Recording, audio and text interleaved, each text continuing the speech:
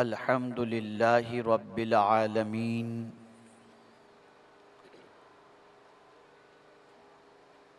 वल आक़िबतु लिल मुत्तक़ीन वस्सलातु वस्सलामु अला सय्यिदिल अंबियाइ वल मुरसलीन व अला आलिहि व अस्हाबिहि तय्यिबीन अत्ताहिरीन अम्मा बाद फ़अऊज़ु बिल्लाहि मिनश शैतानिर रजीम बिस्मिल्लाहिर रहमानिर रहीम क़ालन नबिय्यु सल्लल्लाहु तआला अलैहि वसल्लम अल इल्मु हयातुल इस्लाम सदक़ रसूलुल्लाह सल्लल्लाहु तआला अलैहि वसल्लम। काबिल क़द्र उलमाए ज़वील एहतराम हाज़िरीन व हाज़िरात व नाज़रीन, अस्सलामु अलैकुम व रहमतुल्लाहि व बरकातुहू। मेरे प्यारे आका सल्लल्लाहु तआला अलैहि वसल्लम के प्यारे दीवानों, जिस हदीस मुबारका की तिलावत का मैंने शर्फ हासिल किया, उससे मुताल्लिक़ कुछ मारूज़ात पेश करने से पहले आकाए करीम रऊफ़ुर रहीम अलैहि तहिय्यत व तस्लीम की बारगाह में जिस तरीक़े से मैं पढ़ाऊँ, अक़ीदत व मोहब्बत में डूब कर उसी तरीक़े से दुरूद व सलाम का नजराना पेश करें। अस्सलातु वस्सलामु अलैका या रसूल अल्लाह, अस्सलातु वस्सलामु अलैका या हबीब अल्लाह, अस्सलातु वस्सलामु अलैका या नबी अल्लाह, अस्सलातु वस्सलामु अलैका या नूर अल्लाह, व अला आलिका व अस्हाबिका या हबीब अल्लाह सल्लल्लाहु तआला अलैहि वसल्लम। मेरे प्यारे आका सल्लल्लाहु तआला अलैहि वसल्लम के प्यारे दीवानों, संजान की सरजमीन पर कमोबेश साल में एक या दो मरतबा मुझे हाज़िरी का मौका मिल रहा है और मैं ये महसूस कर रहा हूँ कि अल्हम्दुलिल्लाह आपके दिलो दिमाग के अंदर हुसूल दीन का जज्बा और ज़िंदगी को कानून इलाही और कानून रसूल सल्लल्लाहु अलैहि वसल्लम के सांचे में ढालने का जज्बा बेदार होता जा रहा है। मेरे प्यारे आका सल्लल्लाहु तआला अलैहि वसल्लम के प्यारे दीवानों, आज मेरी तवज्जो आपके दिलो दिमाग को उस जानिब मबजूल कराने की है जिस जानिब तवज्जो करने के बाद आपने अगर ज़मीन के ऊपर अपनी ज़िंदगी गुजारी, जितनी कि आपके और हमारे तकदीर के अंदर अल्लाह ने लिखी है, और उसके बाद उस ज़िंदगी की मियाद को मुकम्मल करने के बाद इस दुनिया से जाएंगे, तो इंशाअल्लाहुल अज़ीम ज़मीन के ऊपर जिस तरह से सुकून की ज़िंदगी गुज़रती रही, उससे बेहतर ज़िंदगी ज़मीन के अंदर अल्लाह अज़्ज़ा व जल्ल गुजारने का मौका अता फरमाएगा। पूरी दुनिया की सिचुएशन इस वक्त मादियत की तरफ है, मटेरियलिज्म की तरफ। दुनिया का हर इंसान दुनिया के पीछे भाग रहा है और अपनी ज़िंदगी का सुकून भी दुनिया ही में तलाश करता है, दुनिया की चीज़ों में तलाश करता है। कोई इंसान ये तसव्वुर करता है कि ज़मीन के ऊपर मेरी ज़िंदगी के सुकून के लिए सबसे बड़ी चीज़ माल की फरावानी है। कोई तसव्वुर करता है मेरी ज़िंदगी के अंदर सुकून की सबसे बड़ी चीज़ बेहतरीन मकान है। कोई तसव्वुर करता है कि मेरी ज़िंदगी में सबसे ज़्यादा सुकून की चीज़ लग्जरी गाड़ियाँ हैं। हर एक की अपनी अपनी सोच है, अपनी अपनी फ़िक्र है, और जिस चीज़ के अंदर वो सुकून महसूस करता है उसी चीज़ को पाने के लिए इंसान कोशिश भी करता है, मेहनत व मशक्क़त भी करता है। लेकिन एक कॉमन चीज़ है, और वो कॉमन चीज़ ये है कि इंसान ने एक जहन बना लिया है कि अगर हमारे पास बहुत ज़्यादा दौलत होगी तो उसके ज़रिए हम दुनिया का हर सुकून और हर आराम खरीद सकते हैं। चुनाचे उसी दौलत के हुसूल के लिए संजान बंदर के निस्फ से ज़्यादा लोग बैरून मुल्क इंग्लैंड, अमेरिका और दुनिया के दूसरे मुल्कों के अंदर अपनी ज़िंदगी की साअतों को गुजारते हैं। माल कमाने के लिए एक मुल्क से दूसरे मुल्क जाना न गुनाह है न जुर्म है, बल्कि अल्लाह के रसूल सल्लल्लाहु ताला अलैहि वसल्लम अपनी उम्मत को देने वाला ही देखना पसंद करते थे, लेने वाला देखना पसंद नहीं करते थे। लेकिन फिर ये जिंदगी का मकसद ही नहीं बना लेना चाहिए कि माल माल और माल। आपकी निगाहों के सामने तुर्की का जलजला है। माल की किल्लत नहीं थी, मकान की कमी नहीं थी, कोई प्रॉब्लम नहीं था, न जाने कितने सालों की प्लानिंग बनी हुई थी। हम 50 साल तक हमारी औलाद के लिए ये अरेंजमेंट करके रखते हैं, ये सब कुछ करके रखते हैं, लेकिन उन्हें पता ही नहीं था कि 40 सेकंड के जलजले से उनकी जिंदगी के सारे प्लान खत्म हो जाएंगे। आप दुनिया कमाइए, मालदार बनिए। जायज तरीके से दौलत कमाना बहुत अच्छी चीज है। अगर मालदार होना बुरी बात होती तो हजरत उस्मान गनी को माल कमाने से सरकार जरूर रोकते। माल कमाना अगर बुरी चीज होती तो हजरत अब्दुर्रहमान इब्ने औफ रदी अल्लाह ताला अन्हु को सरकार जरूर रोकते। अगर आपके पास माल नहीं होगा तो मस्जिदें कैसे बनाएंगे, तालीम कैसे हासिल करेंगे, ज़कात कैसे देंगे, हज कैसे करेंगे, बच्चों की शादियां कैसे करेंगे, और बीमार होंगे तो इलाज कैसे कराएंगे। माल कमाना बुरा नहीं है, लेकिन माल कमाना ही जिंदगी का मकसद न हो। इसलिए कि वही माल जिसके कमाने के सिलसिले में इंसान हलाल और हराम की तमीज नहीं करता, कुरान कहता है यही माल कयामत में काम नहीं देगा। यौम ला यनफ़उ मालूम वला बनून, कयामत के दिन न माल नफा पहुंचाएगा न बेटे नफा पहुंचाएंगे। माल कमाओ, लेकिन कुरान ने मर्द किसको कहा? आज अगर कहा जाए कि मर्द कौन, तो वी शेफ के अंदर जिसकी बॉडी हो, जिम जाने के बाद मसल उसके स्ट्रांग हो, वो निकले तो लगे कि कोई पहलवान गुजर रहा है, कोई बॉडी बिल्डर गुजर रहा है, इंसान उसको मर्द कहता है। लेकिन आइए मैं कुरान से पूछता हूं कि कुरान तू बता कि तेरे नजदीक मर्द कौन है?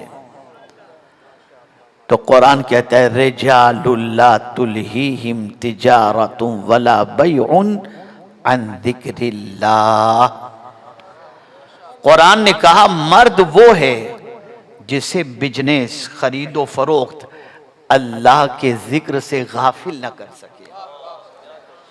पता चला तुम माल कमाओ, तुम तिजारत करो, तुम लेन देन करो, तुम कारोबार करो, तुम फैक्ट्री चलाओ, लेकिन जब अल्लाह का मुनादी कहे हय्या अलस सलाह, सब छोड़ो और अल्लाह के जिक्र की तरफ बढ़ पड़ो, अल्लाह की बंदगी की तरफ बढ़ पड़ो। इसलिए कि याद रखें मेरे प्यारे आका सल्लल्लाहु ताला अलैहि वसल्लम के प्यारे दीवानों, माल जिस्म को सुकून अता करता है, और नमाज दिल को सुकून अता करती है। ए रसूल आज़म सल्लल्लाहु अलैहि वसल्लम के दीवानों, पर्पस ऑफ माल क्या हो? आप क्यों दौलत कमा रहे हैं? आपके नजदीक दौलत कमाने का मकसद क्या है? आपके नजदीक दौलत कमाने का पर्पस क्या है? आप क्यों दौलत कमा रहे हैं? तो कभी किसी के जहन में ये होगा, मैं दौलत कमाने के बाद पूरी दुनिया की सैर के लिए निकलूंगा, मैं दौलत कमाने के बाद फला कंट्री में जाकर फला गुनाह के दरवाजे पे दस्तक दूंगा। कोई अय्याशी के लिए दौलत कमाता है, कोई आराम के लिए दौलत कमाता है, कोई फजूल खर्ची के लिए दौलत कमाता है, कोई लोगों पे अपना रोब और दबदबा जमाने के लिए ज्यादा मालदार बनने की कोशिश करता है, कोई लोगों को जेब में रखने के लिए माल कमाने की कोशिश करता है। पर्पस ऑफ मनी अलग अलग है, अलग अलग है, माल कमाने का मकसद अलग अलग है।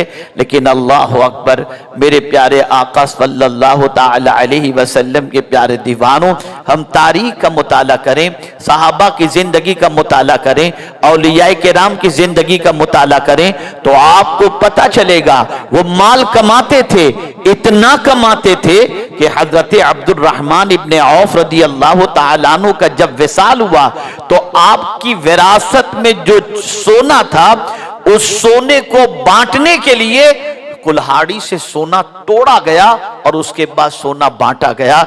इतना सोना था हजरत अब्दुर्रहमान इब्ने औफ रदी अल्लाह ताला अन्हु के पास। तो पता चला माल कमाना बुरी चीज नहीं है। अल्लाह अकबर, मेरे प्यारे आका सल्लल्लाहु अलैहि वसल्लम के प्यारे दीवानों, लेकिन माल का इस्तेमाल किस काम में होना चाहिए, माल किस काम में खर्च करना चाहिए, उसे समझना जरूरी है। आइए मैं समझाता हुआ चलूं ताकि आप महसूस कर सकें। अल्लाह अकबर, आज मस्जिद नबवी शरीफ जिसके अंदर नमाज पढ़ने के लिए इंसान बेचैन रहता है, जहां पहुंचने के बाद रियाजुल जन्नह में 2 रकात अदा करने के लिए इंसान लाइन लगाकर खड़ा रहता है कि 2 रकात पढ़ने की मुझे सआदत नसीब हो जाए। मस्जिद नबवी शरीफ के अंदर इंसान नमाज पढ़ने के लिए बेचैन होता है। अब आइए मैं आपको समझाता हुआ चलूं, माल किस लिए होता है। रसूल आज़म सल्लल्लाहु अलैहि वसल्लम मदीने की सरजमीन पर जब तशरीफ लाते हैं तो आने के बाद पैगंबर रहमत सल्लल्लाहु अलैहि वसल्लम को वो जगह जहां आज मस्जिद नबवी शरीफ मौजूद है, रसूल आज़म सल्लल्लाहु अलैहि वसल्लम को वो जगह पसंद आ जाती है। आकाए करीम सल्लल्लाहु अलैहि वसल्लम ने फरमाया, अल्लाह अकबर, ये जमीन किसकी है? बताया गया ये 2 यतीम बच्चों की जमीन है। अल्लाह के रसूल सल्लल्लाहु अलैहि वसल्लम की ख्वाहिश का पता जब यतीम बच्चों को चला तो यतीम बच्चों ने कहा, हम ये जमीन हुजूर को तोहफतन देना चाहते हैं, अगर हुजूर इसे कबूल फरमा लें। अल्लाह के रसूल सल्लल्लाहु अलैहि वसल्लम ने इरशाद फरमाया, नहीं नहीं, यतीम की जमीन को हम ऐसे ही नहीं लेंगे, हम इसे खरीदेंगे, इसकी कीमत अदा करेंगे। अल्लाह अकबर, कौन है जो इसकी कीमत देकर के इस जमीन को खरीदेगा? सिद्दीक अकबर खड़े हुए अर्ज करने लगे, या रसूल अल्लाह सल्लल्लाहु ताला अलैहि वसल्लम, इस जमीन को मैं खरीदूंगा। सिद्दीक अकबर ने पेमेंट की और उसके बाद वो जमीन खरीदी गई। अब आप देखें, जमीन खरीदी गई थी 1450 साल पहले, सजदे आज तक हो रहे हैं। 50,000 एक नेकी का सवाब आज तक वहां पर सजदा करने वाले को मिल रहा है। जितना सवाब सजदा करने वाले को मिल रहा है, उतना ही सवाब सिद्दीक अकबर को भी मिलता आ जा रहा है। यहां से ये बात समझ में आई, अपनी दौलत के जरिए अपनी आखिरत की फिक्र करो, अपनी दौलत के जरिए अपने फ्यूचर की फिक्र करो, अपनी दौलत के जरिए अपने आगे के बारे में फिक्र करो। वो दौलत जो तुम्हारे लिए आखिरत का सरमाया बन जाए और मरने के बाद तुम्हारी दौलत का फायदा तुम्हें कब्र के अंदर भी पहुंचता रहे, ऐसी चीजों पर अपनी दौलत को खर्च करो, ऐसी चीजों में अपनी दौलत को खर्च करो। अल्लाह अकबर, मेरे प्यारे आका सल्लल्लाहु अलैहि वसल्लम के प्यारे दीवानों, हमारी कौम का मिजाज बदलता जा रहा है। तारीख से नावाकिफियत की बुनियाद पर, हिस्ट्री से नावाकिफियत की बुनियाद पर आज हमारी कौम अपने सरमाए को, अपनी दौलत को, अपने माल को लेविश लाइफ के अंदर और लग्जरी लाइफ के अंदर खर्च करता हुआ अपनी दौलत को दिखाई देता है। उसे ये फिक्र खत्म हो गई कि मैं अपनी दौलत के जरिए वो काम करके जाऊं कि कब्र में मेरी इनकम जारी रहे। हम जमीन के ऊपर तो ऐसा काम करते हैं, कि जिस शहर में नहीं पहुंच सकते वहां इन्वेस्टमेंट कर देते हैं ताकि वहां से प्रॉफिट मिलता रहे। इसी तरीके से अक्लमंद वो है जो जमीन पर ऐसा काम करके मरे कि जमीन के अंदर उसे प्रॉफिट मिलता रहे, उसे सवाब मिलता रहे।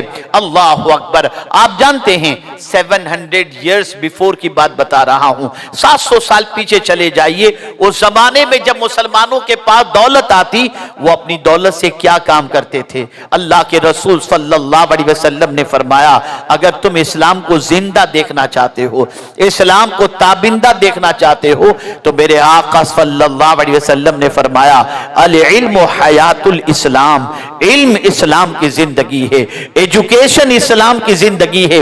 इस्लाम को जिंदा देखना चाहते हो तो एजुकेशन को फरोग दो, खुद भी एजुकेटेड बनो और दूसरों को भी एजुकेशन की तरफ माइल करो। अल्लाह अकबर।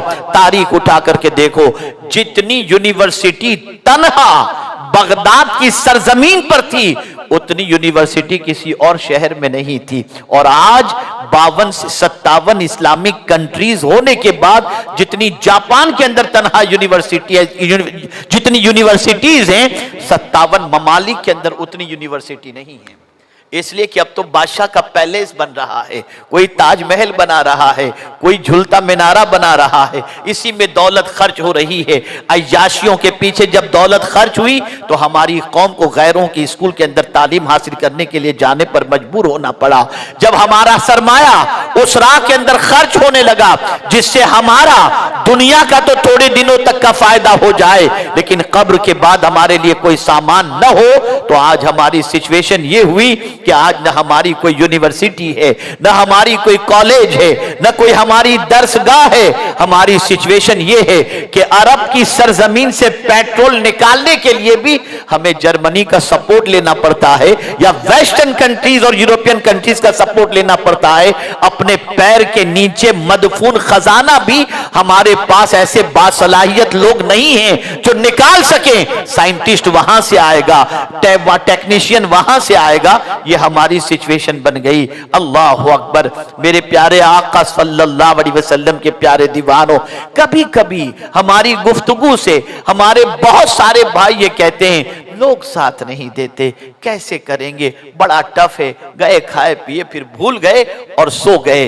याद रखें, आप इस चीज को जहन के अंदर महफूज रखें, कभी जमाने में इनकलाब पैदा करने के लिए पूरी कौम का उठना जरूरी नहीं होता, कभी एक बंदा भी उठता है तो पूरी कौम जाग जाया करती है। अल्लाह अज़्ज़ व जल्ल ने अपने महबूब सल्लल्लाहु अलैहि वसल्लम से फरमाया, कुल इन्नमा अइज़ुकुम बिवाहिदा अन तक़ूमु लिल्लाह मसना व फुरादा सुम्मा ततफक्करू। अल्लाहु अकबर।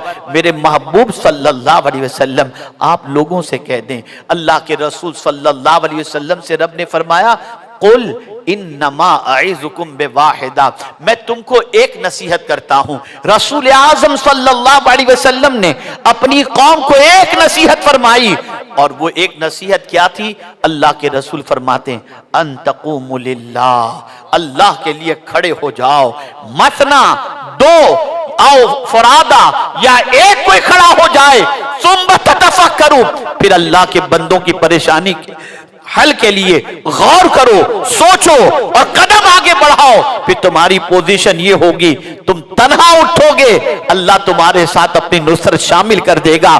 तुम जहां भी जाओगे मदद तुम्हारे इस्तकबाल के लिए खड़ी होगी।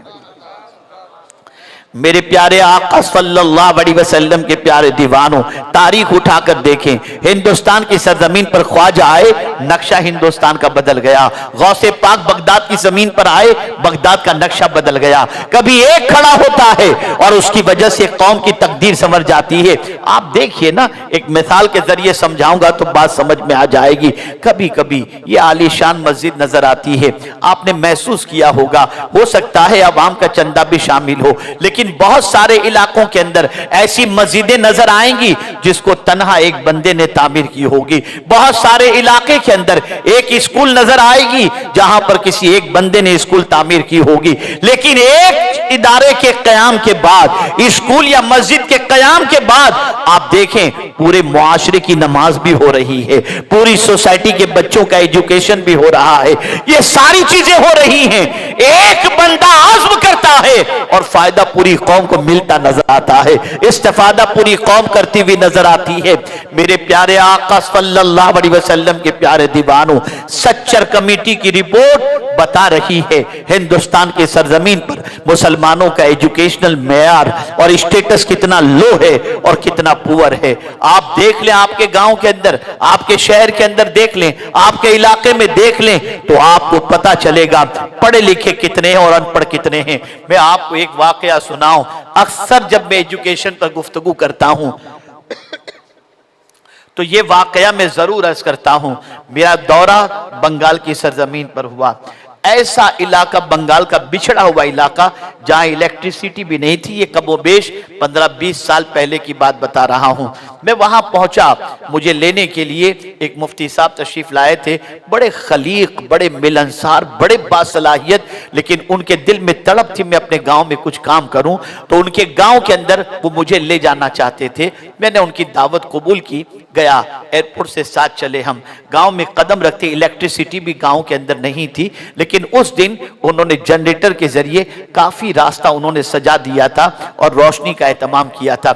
मैं जब गांव में पहुंचा, एक खूबसूरत बिल्डिंग मुझे नजर आई, तो मुझे मुफ्ती साहब ने कहा, हजरत इस बिल्डिंग को देख लीजिए आप। मैंने देखा, मैंने कहा यार इस गांव के अंदर इतनी अच्छी बिल्डिंग। कहा इसकी दास्तान मैं आपको बाद में सुनाता हूं। पहुंचे कमरे के अंदर, बैठे, चाय पानी हुई, उसके बाद थोड़ी देर मैंने आराम किया, फिर उठे, फ्रेश हुए और उसके बाद गुफ्तगू शुरू हुई। उन्होंने कहा हजरत जिन लोगों ने आज आपको दावत दी है मेरे जरिए, वो बच्चे हैं, 200 बच्चों की एक टीम है जिन्होंने ये आपको बुलाने का प्लान बनाया और उन बच्चों ने आपको दावत दी और कहा मुझसे कि उनको बुलाइए। अल्लाह अकबर, आपने दावत कबूल की, आप तशरीफ लाए। हजरत मसला ये है, उन 200 बच्चों में से 180 बच्चे वो हैं जो मुंबई, बेंगलोर, दिल्ली और इस तरीके के बड़े शहरों की होटलों में बर्तन साफ करते हैं। 180 के करीब कमोबेश बच्चे होटलों के अंदर बर्तन साफ करते हैं और 20 के करीब लोग ऐसे हैं जो किसी न किसी फन के अंदर एक्सपर्ट हैं। कोई पीयूपी में एक्सपर्ट है, कोई प्लम्बिंग में एक्सपर्ट है, तो वो लोग काम करते हैं। मैंने कहा यार उन बच्चों के जज्बे को सलाम, बड़ी खुशी की बात है। उन्होंने ये प्रोग्राम ऑर्गेनाइज किया, लेकिन मौलाना मुझे इस बिल्डिंग के बारे में जानना है। तो मुफ्ती साहब ने जवाब दिया, वही 200 बच्चों ने मिलकर के ये स्कूल बनाया है, इसलिए कि उन बच्चों की सोच ये है कि हम होटलों के अंदर बड़े बड़े बाप के बेटों को और पढ़े लिखे लोगों को आता देखते हैं, उनके अंदाजे गुफ्तगू से लगता है कि वो तालीम याफ्ता हैं। तो हमने तो इल्म हासिल नहीं किया, एजुकेशन हासिल नहीं किया, जिसकी वजह से आज बर्तन साफ कर रहे हैं, लेकिन हमारी नस्लें भी ये काम करें, हम इसे गवारा नहीं करते। हम रुपया जमा करके इस स्कूल को बनाएं ताकि हमारी नस्ल इल्म हासिल करे और वो भी दूसरे बच्चों की तरह आज फैक्ट्री में बैठकर और आईटी की फील्ड के एक्सपर्ट बनकर पूरी दुनिया के अंदर अपना फैज भी पहुंचाएं और इल्म के जेवर से आरास्ता होकर एक इज्जत वाली जिंदगी गुजार सके। मैं पूछना चाहता हूं, जब बर्तन साफ करने वाले उन गरीब बच्चों का हौसला इतना बुलंद हो सकता है, तो खुशहाल घराने के बच्चों का हौसला बुलंद नहीं हो सकता? अगर हमने अपनी जिंदगी को ऐश मौज के अंदर खर्च कर दिया, चलो खाने के लिए चलते हैं भिवंडी के ढाबे पर, चलो आज खाने के लिए चलते हैं सूरत की किसी होटल में, चलो आज चलते हैं मुंबई अपने पैसे को उड़ाने के लिए, या आप अपने पैसों को खर्च तो कर देंगे, लम्हों की लज्जत तो मिल जाएगी, लेकिन आपकी कौम के मुस्तकबिल और आपके बच्चों के मुस्तकबिल का कोई सामान आप तैयार करते हुए नहीं दिखाई देंगे। और याद रखें, जिस कौम की सोच मर जाती है वो कौम भी मर जाती है, और जिस कौम की सोच बुलंद होती है वो कौम भी तरक्की करती है। आप महसूस करें मेरे प्यारे आका सल्लल्लाहु अलैहि वसल्लम के प्यारे दीवानों, एजुकेशन की ताकत बहुत बड़ी ताकत है। एजुकेशन का मर्तबा ये बहुत बड़ा मर्तबा है। और एजुकेशन ऐसी चीज है कि इसमें न शक्ल देखी जाती है, न गांव देखा जाता है, न शहर देखा जाता है, न नसब देखा जाता है, न इलाका देखा जाता है। अभी मैं पढ़ रहा था खलीफा हारून रशीद से मुतालिक, मेरी अक्ल दंग रह गई। पहली मर्तबा मेरी नज़र से, बल्कि दूसरी मर्तबा ये रिवायत गुजरी, लेकिन थोड़ा सा आज गौर से मैंने पढ़ने की कोशिश की। खलीफा हारून रशीद ने अपने किसी साथी से पूछा, खादिम से पूछा कि बताओ इस वक्त रुए ज़मीन पर बेहतर इंसान कौन है? तो साथी ने कहा आपसे बेहतर कौन होगा कि उमूर सल्तनत भी आपके हाथ में और नबी सल्लल्लाहु अलैहि वसल्लम के चचाजाद भी आप हैं, रिश्ते में भी लगते हैं खानदानी एतबार से। तो खलीफा हारून रशीद ने फरमाया तेरी माँ तुझे रोए, अब मैं तुझे बताता हूं कि मुझसे बेहतर कौन है। फरमाते हैं तूने कभी हदीस का मुताला किया? हदीस के अंदर आता है अन अबी हुरैरा रज़ियल्लाहु ताला क़ाल क़ाल रसूलुल्लाह सल्लल्लाहु अलैहि वसल्लम। अबू हुरैरा सैयद नहीं थे, लेकिन मुस्तफ़ा का इल्म उन्होंने हासिल कर लिया, तो आज उनका नाम हदीस की किताबों में जिंदा है। जब इल्म किसी के पास होता है तो वो मरता नहीं है, उस इल्म की बुनियाद पर कभी किताबों में जिंदा रहता है, कभी शागिर्दों में जिंदा रहता है, कभी यूनिवर्सिटी और कभी दीनी इदारों की शक्ल में वो जिंदा रहता है। आज इल्म बहुत जरूरी है। एजुकेशन की फील्ड पर मेहनत करना, एजुकेशन की फील्ड पर कोशिश करना, अपनी कौम और अपने बच्चों को इल्म के जेवर से आरास्ता करना, यह हमारी सबसे ज्यादा प्रायोरिटी होनी चाहिए। प्रायोरिटी के अंदर हमें इस बात की फिक्र करनी चाहिए कि आने वाली नस्लें, उनके लिए हम तालीम का क्या इंतजाम कर रहे हैं, उनके लिए एजुकेशन के लिए क्या रास्ता इख्तियार कर रहे हैं। शायद आप ये सोचते हो ये मौलाना लोग चीखते करते क्या हैं, तो मैं आपको बताऊं अल्लाह का शुक्र है उसने काम लिया है और ले रहा है। मेरी आदत शुरू से ये रही, पहले करता हूं फिर बोलता हूं। आपके ही इलाके के हमारे 2-3 जिम्मेदार हजरत मौलाना मुश्ताक नजमी साहब के साथ अभी 2-3 हफ्ते पहले महापुली में जो हमारा इदारा है वो देखने के लिए आए थे। अल्हम्दुलिल्लाह देखने के बाद आज उनसे गुफ्तगू हुई तो उन्होंने बताया कि हजरत इस किस्म के इदारे तो हर जगह कायम होने चाहिए। अल्हम्दुलिल्लाह स्कूल है, अल्हम्दुलिल्लाह हॉस्टल बन चुका है, अल्हम्दुलिल्लाह दीनी इदारा है, अल्हम्दुलिल्लाह मस्जिद मौजूद है। हम पूरी दुनिया के अंदर कोशिश कर रहे हैं इल्म का चिराग रोशन करने के लिए। आइए मैं इल्म की एक फजीलत आपके सामने पेश करूं ताकि इल्म का मकाम आप समझ सकें और इल्म की फजीलत को समझ सकें। अल्लाह के रसूल सल्लल्लाहु अलैहि वसल्लम ने फरमाया अल इल्मु नूरुन, इल्म रोशनी है।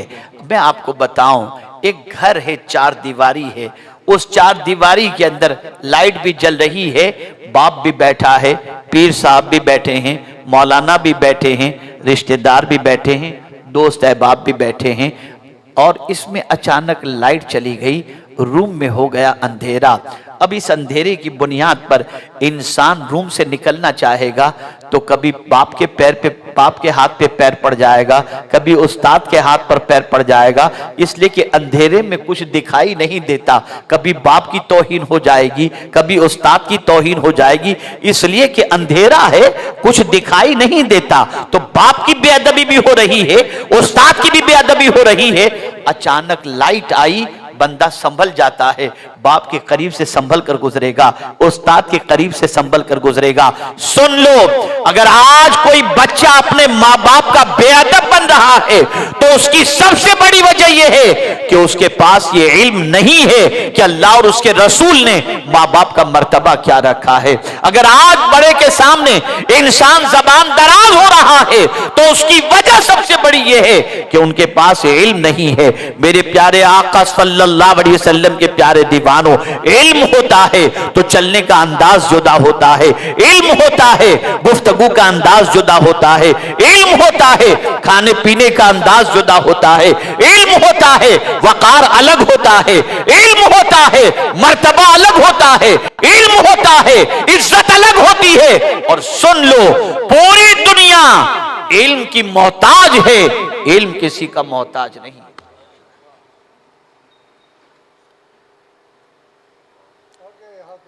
इल्म की तरफ बढ़ो, इल्म के सिलसिले में काम करो, इल्म के सिलसिले में जिद्दोजहद करो, आज़्म कर लो कि कोई बच्चा भी जाहिल रहने ना पाए, अनपढ़ रहने ना पाए। आने वाले दिन बड़े चैलेंजेस के दिन हैं, बड़े इम्तिहान के दिन हैं। इंसान की कीमत हर दिन घटती जा रही है, वैल्यू कम होती जा रही है। इंसान की जगह पर रोबोट ने ले ली, इंसान की जगह मशीन ने ले ली।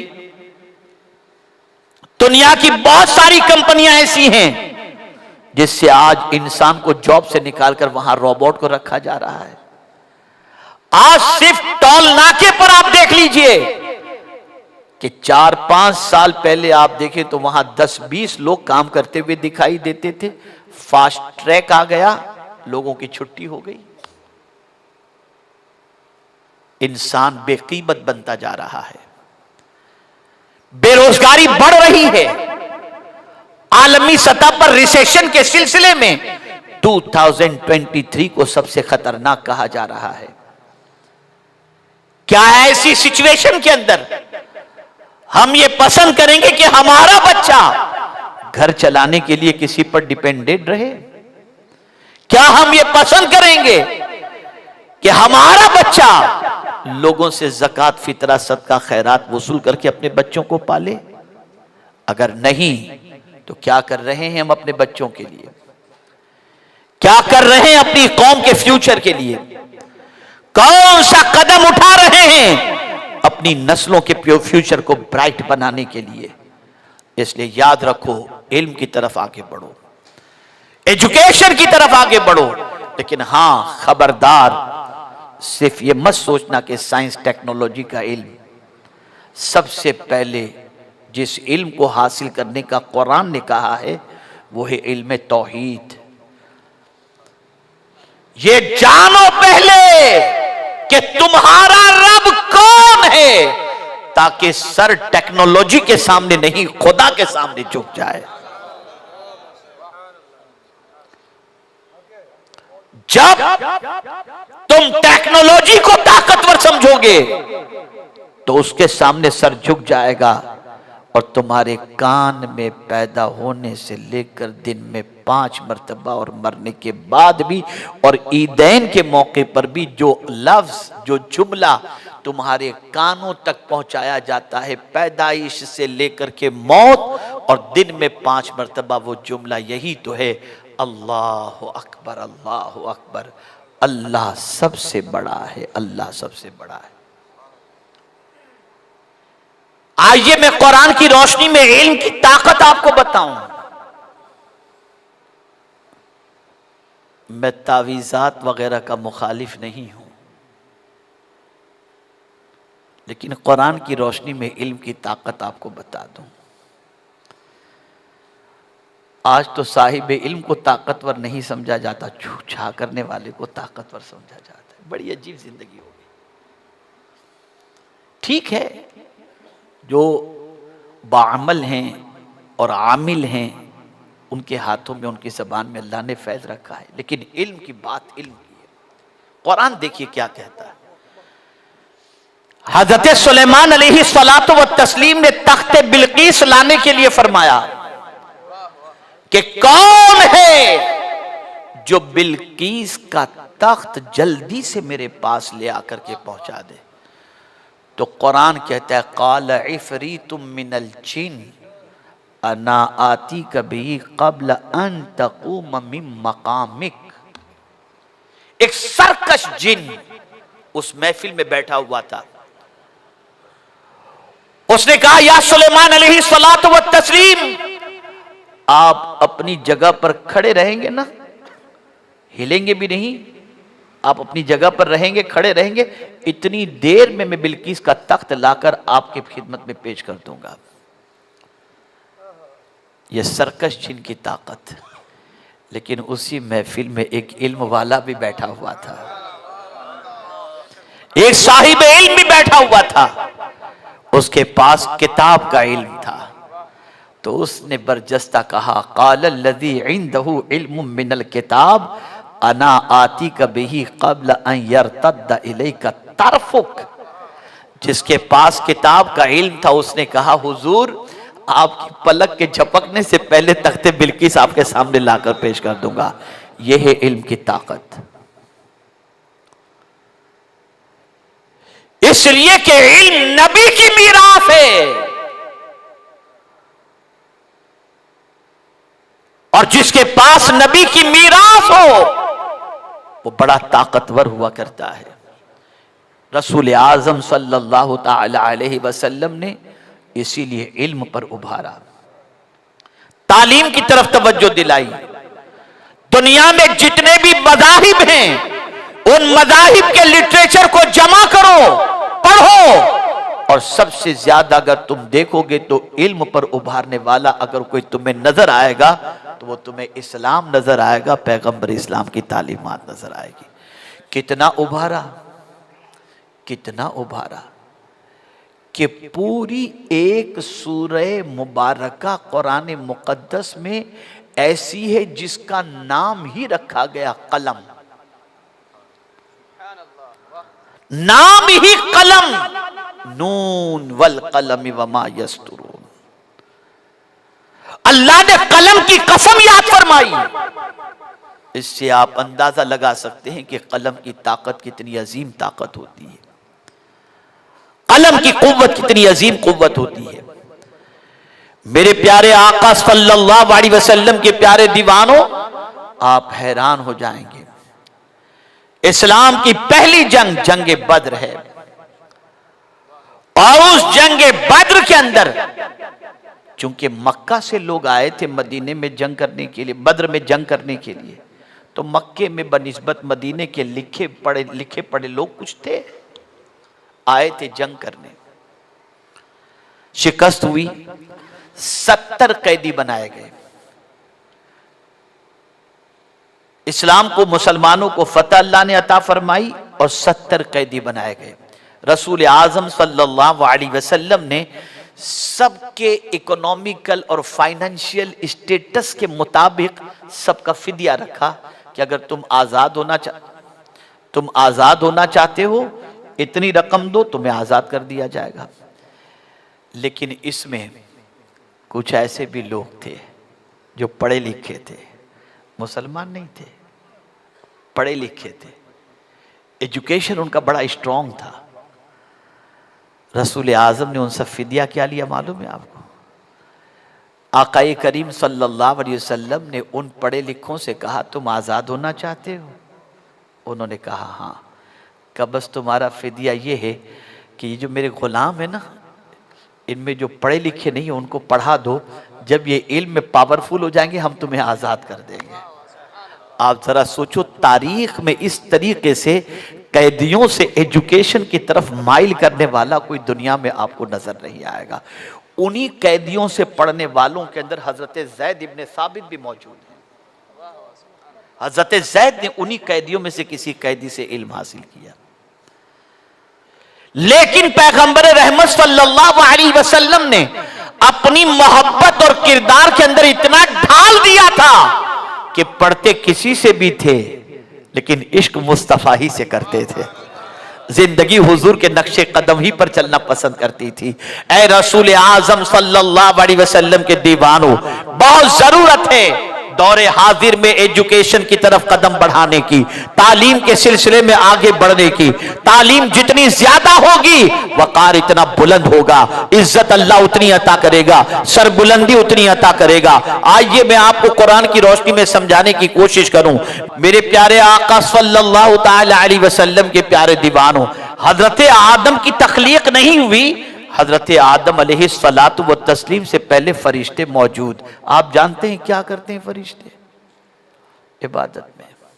तवज्जो चाहूंगा, इबादत में। और उनकी शान यह है, ला यासून अल्लाह, अल्लाह के हुक्म के खिलाफ कुछ भी नहीं करते, जो रब फरमाए वही वो करते हैं। वयफ़अलून मा युअमरून, उनको जो हुक्म दिया जाता है वो करते हैं। अल्लाह ने फरिश्तों से फरमाया, इन्नी जाइलुन फिल अर्द खलीफा, मैं जमीन पर अपना नायब बनाने वाला हूं। फरिश्तों ने फौरन कहा, अतजअलु फीहा मन युफ़सिदु फीहा व यस्फिकु दिमा, क्या तो उनको नायब बनाएगा जो जमीन पर फसाद पैदा करेंगे, झगड़ा करेंगे? और फिर अपनी अजमत फरिश्तों ने बयान फरमाई जो अल्लाह की तरफ से उनको दी गई थी, नहनु नुसब्बिहु बिहम्दिका व नुक़द्दिसु लक। मौला हमारी पोजीशन तो यह है कि हम तो तेरी तस्बीह करते हैं, तेरी तकदीस करते हैं। मौला को जलाल आया, फरमाया, इन्नी आलमु मा ला तालमून, जो मैं जानता हूं वो तुम नहीं जानते। और मेरे रब की शान कुरान में जहां जहां भी आप देखेंगे, रब ने जहां भी दावा किया है फौरन दलील पेश फरमाई है। जब रब ने फरमाया इन्नी आलमु मा ला तालमून, फरिश्ते चुप हो गए। किसकी मजाल रब के सामने बोलने की? तो मेरे रब ने दलील के तौर पर फरमाया, वअल्लमा आदमल अस्माअ कुल्लहा सुम्मा अरदहुम अलल मलाइका फ़क़ाल अंबिऊनी बिअस्माइ हाउलाई इन कुंतुम सादिक़ीन। फौरन दलील आ गई। अभी हजरत आदम अलैहिस्सलातु वस्सलाम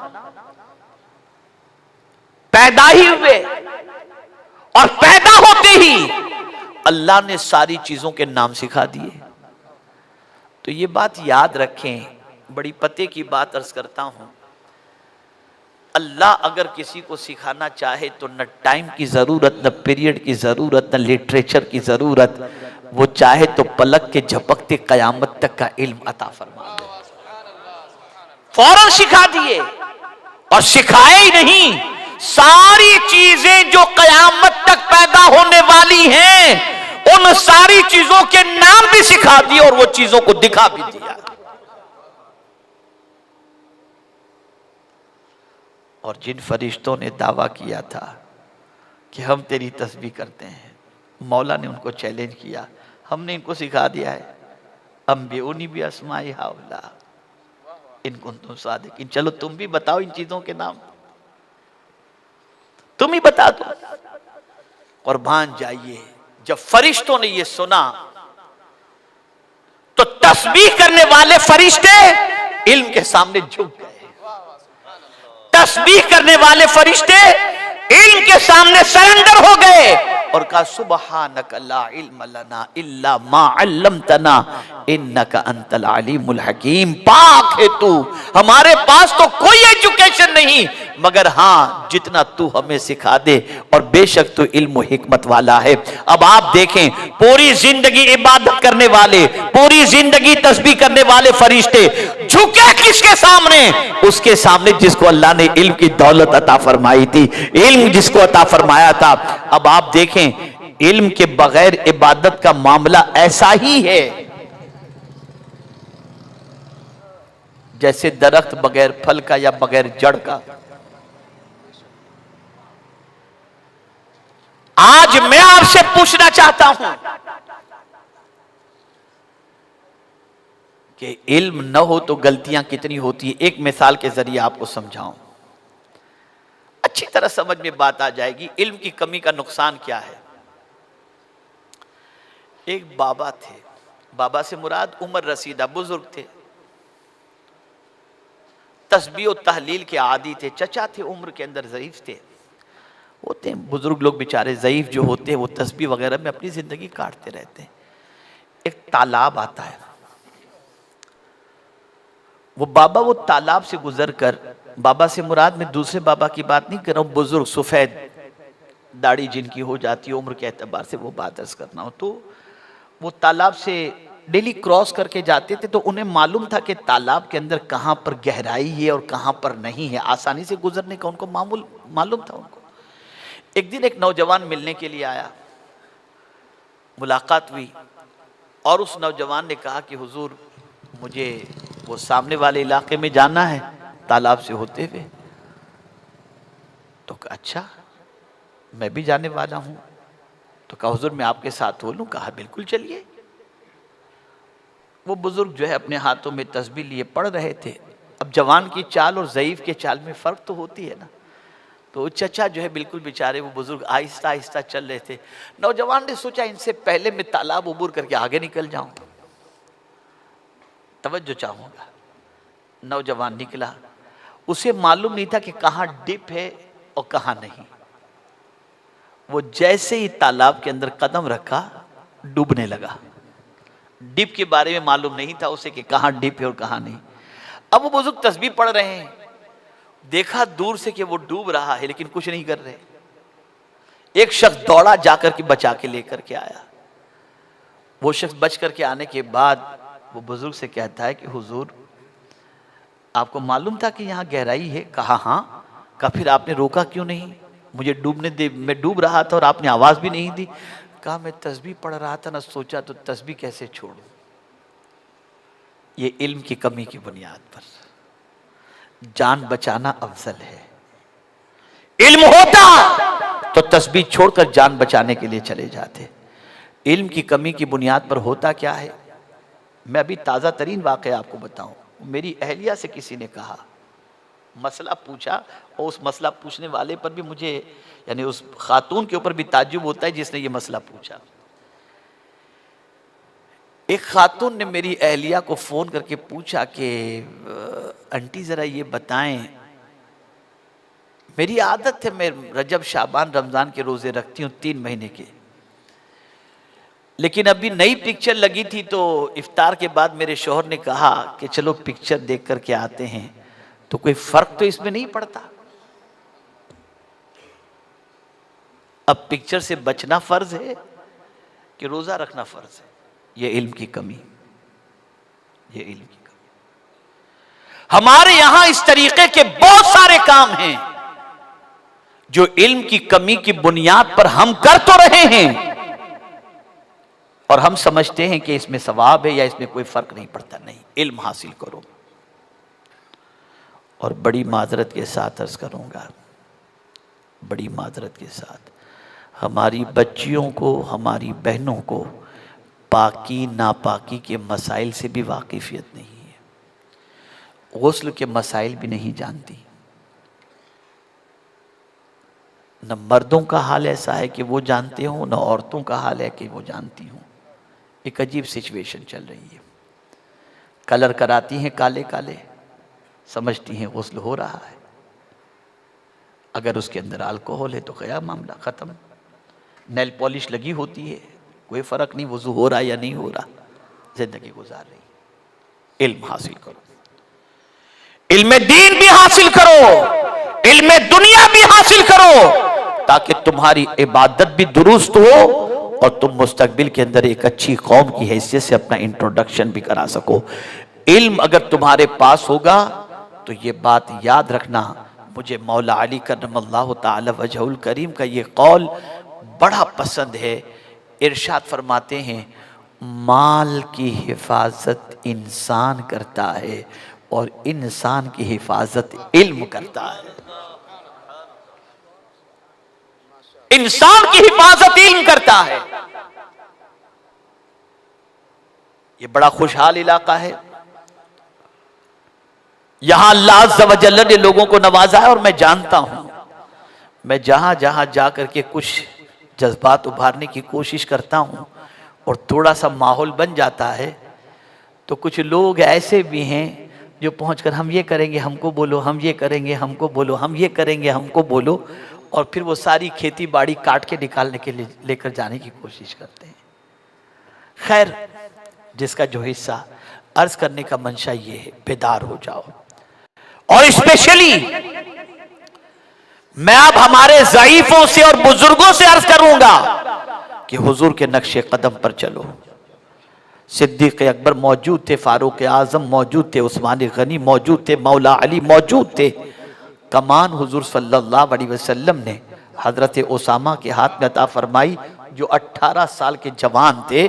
हमारे बुजुर्गों को चाहिए कि अब अपनी नौजवान नस्लों को आगे करो, उनके हाथ में कमान दो, तुम आगे बढ़ो बेटे, हम दुआ करते हैं अल्लाह तुम्हें कामयाबी अता फरमाए। इनकी उम्र भी है, जज्बा भी है, जोश भी है। नौजवान कुछ करना चाहता है, इनकलाब लाना चाहता है। आप मेहनत करो, आप मशक्कत करो। जब तक इदारा कायम रहेगा, जब तक के इल्म की प्यास बुझती रहेगी, जब तक बच्चे पढ़ते रहेंगे, जब तक के इल्म की प्यास बुझती रहेगी, सबका सवाब अल्लाह आपको अता फरमाता रहेगा। हमें अब ये नहीं तवज्जो देनी है कि बंगला कितना बड़ा है, अब तवज्जो देनी है स्कूल कितनी बड़ी है, मदरसा कितना बड़ा है। इसलिए कि बंगले में हम फायदा उठाएंगे, स्कूल में कौम फायदा उठाएगी। बंगले के अंदर हम फायदा उठाएंगे और मदरसे के अंदर कौम फायदा उठाएगी। और याद रखें, बंगले का मामला तो यह है कि जब मर गए तो नेम प्लेट जो दरवाजे पर लगी है ना, 48 घंटे के बाद बेटा कहेगा अब्बा तो चले गए, नेम प्लेट हटा दो। आज एक बच्चा 48 घंटे बाप के मरने के बाद नेम प्लेट घर के दरवाजे पर रहने नहीं देता, हटा दो इसे, अब तो अब्बा नहीं रह गए। और उस बच्चे को इतनी तौफीक भी नहीं मिलती। जिस बाप ने कमा करके सब कुछ उसके लिए छोड़ दिया, उस बाप की कब्र पर शबे बारात के अलावा भी जाकर के वो फातिहा पढ़े नहीं, उसके पास टाइम। अपनी जिंदगी में कुछ कर लो, अपनी हयात में कुछ कर लो। और अगर ये कर लिए तो मैं आपको यकीन के साथ कहता हूं, हुजूर सल्लल्लाहु अलैहि वसल्लम का इरशाद है, मन सारा बिल इल्म हय्यन फहुव लम यमुत अबदा। जो इल्म के साथ जिंदा रहता है वो कभी नहीं मरता, हमेशा यादगार उसकी रहती है। तो आओ हम सब कोशिश करें, इल्म के सिलसिले में मेहनत करें, अपनी कौम को जहालत की वादियों से निकालें। और मैं इंशाअल्लाह अज़ीम इस इलाके में तो अब आहिस्ता आहिस्ता दिल मिलता जा रहा है, मोहब्बत बढ़ती जा रही है। हम कोशिश करेंगे इस इलाके में आमद व रफ्त हमारी मुसलसल होती रहे, ताकि हम एक प्लान बना सकें और मिलजुल करके कोई ऐसा इदारा कायम करें, हमारी कौम जहां आकर, हमारी कौम के बच्चे जहां अपनी प्यास बुझा सकें। इदारे से मुराद स्कूल भी है, इदारे से मुराद दीनी इदारे भी हैं। और याद रखो, जो लोग हमारी स्कूल देख कर के आए हैं उनको मालूम होना चाहिए, और वो जानते भी होंगे शायद, हमारी मीडियम इंग्लिश स्कूल के अंदर जो बच्चे पढ़ने के लिए आते हैं 20-20 किलोमीटर की दूरी से, 10-10 किलोमीटर की दूरी से, तो स्कूल की बस के अंदर बैठते ही हमारे बच्चे दुरूद शरीफ पढ़ना शुरू करते हैं। और रोज़ाना लाखों दुरूद शरीफ हमारे बच्चे मदीने के ताजदार की बारगाह में पेश करते हैं। स्कूल का आगाज़ होता है सूरह फातिहा से, एंड होता है सलातो सलाम पर, और तालीम अंग्रेजी होती है। और आपको ये बताऊंगा तो हैरत होगी, जब से हमारी स्कूल का क़याम अमल में आया है, कई बैच एसएससी के हमारे वहाँ से पढ़ करके निकले, और आज तक हमारी स्कूल का रिजल्ट हमेशा 100% ही एसएससी का आया है। अल्हम्दुलिल्लाह 100% ही। हमें काम करना है, जिंदगी कितनी है नहीं मालूम। मरने के बाद अल्लाह से कहेंगे मौला बस एक नेकी करने का टाइम दे, बना कर देगा। दे दी थी तुम्हें जिंदगी, जो करना था कर जाते। बस आखिरी बात अर्ज कर दूं, मैं उड़ीसा गया था मुझे दावत पर, क्योंकि बहनें भी मौजूद हैं। मैं उड़ीसा गया था किसी की दावत पर, प्रोग्राम के सिलसिले में। एक इदारे की दस्तारबंदी का जलसा था, पहुंचा वहां। जब वहां मैं पहुंचा तो इदारे वालों से मैंने पूछा ये इदारा कैसे बना, किस तरीके से बना। तो इदारे वालों ने कहा कि हुजूर मामला ऐसा है कि रईस उड़ीसा हुजूर मुजाहिद मिल्लत रहमतुल्लाह ताला अलैह, अल्लाह ने बहुत माल दिया था हुजूर मुजाहिद मिल्लत अलैह रहमा को, और मुनाजिर थे वो वक्त के बड़े जय्यद आलिम थे, बड़े जय्यद आलिम, यानी पासबान मिल्लत अल्लामा मुश्ताक अहमद निजामी साहब अलैह रहमा जैसे लोग उनके शागिर्द थे। और आपको हैरत होगी कि पासबान मिल्लत फरमाते थे कि हमको जो है बुखारी शरीफ तहज्जुद के बाद पढ़ाते थे, ऐसे हुजूर मुजाहिद मिल्लत। तो उड़ीसा वालों ने कहा कि हमने सोचा कि यहां पर बदअकीदगी का सैलाब है, तो यहां कुछ हमें करना चाहिए। तो हमने इदारे का प्लान बनाया, पहुंचे हजरत की बारगाह में कि जाकर के हजरत से कुछ जमीन के सिलसिले में पैसे की बात करें, लेकिन उन्होंने कहा कि हम जब हजरत के घर पहुंचे तो हजरत थे नहीं। मेरी बहनें खास तौर पर सुने,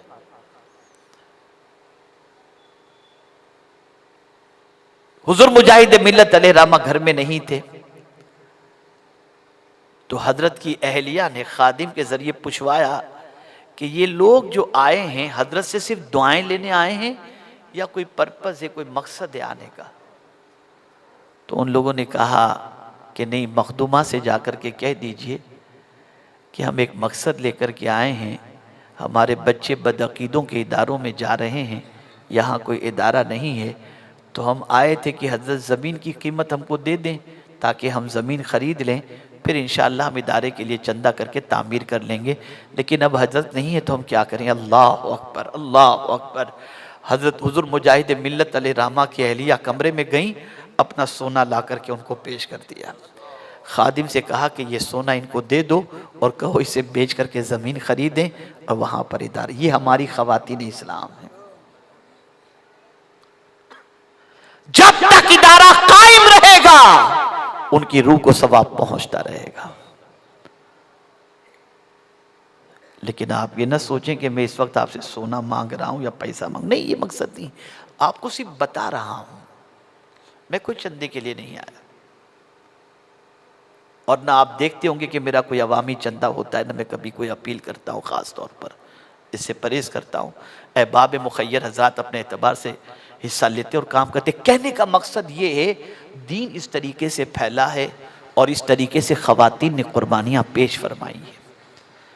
औरतों को भी चाहिए इस फील्ड के अंदर आगे आएं, दीन सीखें, एजुकेशन हासिल करें, इसलिए कि बाप अगर दीनदार हो तो दीन घर के दरवाजे तक पहुंचता है, और अगर मां दीनदार है तो दीन नस्लों तक पहुंचा करता है। इसलिए औरतों को भी दीन सीखना और एजुकेशन हासिल करना ये बेपनाह ज़रूरी है। इन्हीं कलिमात खैर पर मैं अपनी गुफ्तगू को ख़त्म करता हूँ और उम्मीद करता हूँ कि इंशाअल्लाह अज़ीम मेरी बात को आप दिल के नेहा खाने में जगह देकर अपनी नौजवान नस्ल को आगे बढ़ाने की कोशिश करेंगे। और जब भी मेरी ज़रूरत हो मैं आपसे दूर नहीं, बहुत करीब अल्हम्दुलिल्लाह कोशिश करूँगा हाजिर होने की, और इंशाअल्लाह मिलजुल कर कुछ ऐसा काम करें जिसमें आपकी भी नजात हो जाए, मेरी भी नजात हो जाए और हमारी कौम का मुस्तकबिल ताबनाक हो जाए। वमा अलैना इल्लल बलागुल मुबीन। अस्सलामु अलैकुम व रहमतुल्लाहि।